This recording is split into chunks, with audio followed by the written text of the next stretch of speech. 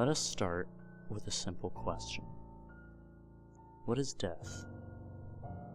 Well, it can simply be defined as the ending of life, but such a short definition hardly portrays the suffering and sadness it puts others through.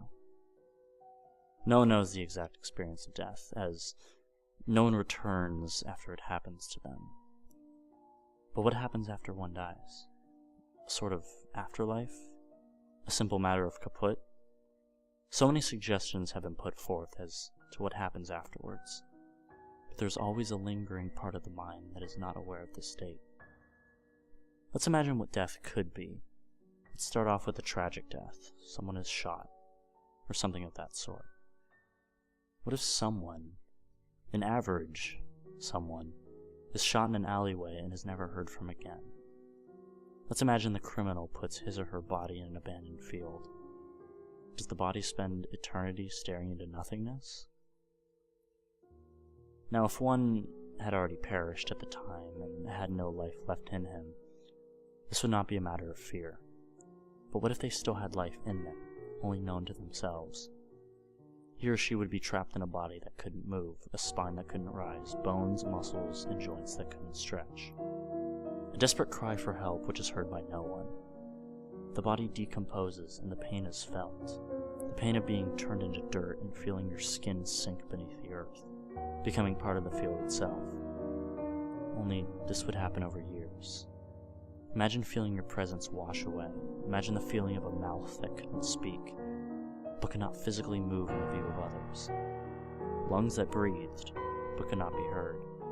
A beating heart that would cease to pump blood. But this is just one example. Death is most commonly peaceful, and does not usually occur in this manner. Now what if someone were to just die a normal death, breathing a final breath and succumbing to an illness? Imagine the feeling of letting go of your family member's hand as you pass away. However, imagine being unaware of your death for a split second. At this point, the person beside you begins to say your name in the fear of the inevitable. Your name is repeated, and the voice sounds more alarmed with each repeat. I'm okay, you want to say. I'm right here. But alas, you're not. You are present as you have ever been, but your actual presence is not. The feeling passes you. You have perished. You are dead. While funerals always have an eerie atmosphere, imagine being the dead one. Imagine having life in you, only known to yourself. If you were to be placed in a coffin with life left inside you, what would your reaction be? If someone who had a controlling personality were to be placed in a coffin, imagine his or her reaction. He or she would be placed inside and would obviously have a desire to fight against it, but the attempt would be in vain. The person would be placed inside the coffin only to be shut in for an eternity. He or she would be placed in a rectangular-shaped hole, never to see the light of day again. They would only see the lid of their coffin, their eternal captor. They would long to lift the lid of their coffin and to see their faces of all their friends and their family. They would long to have their life back again. They would long for another chance.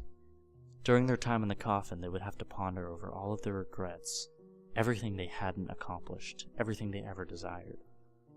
If they had been too timid to do something, they would have no chance to do it, as they had reached the final stage of what they had always feared.